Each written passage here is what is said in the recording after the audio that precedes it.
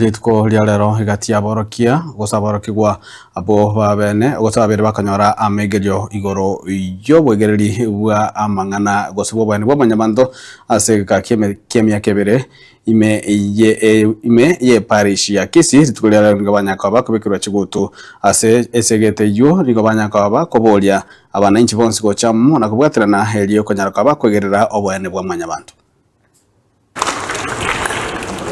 Davis Choroke. I stand here on behalf of the Association of the Systems of Kenya to thank God for the successful completion of a group that is among us, a group of human rights education training facilitated and conducted by the Association of the Systems of Kenya. Justice, peace and integrity of creation.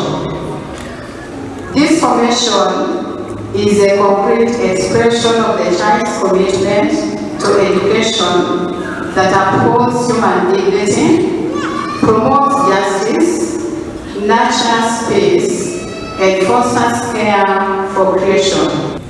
Through this, the OSK training, the graduates have been equipped with knowledge and skills in human rights education, peace building and conflict resolution, good governance and devolution, communication and counseling, safeguarding, gender mainstreaming, environmental care, and the social teachings of the Catholic Church.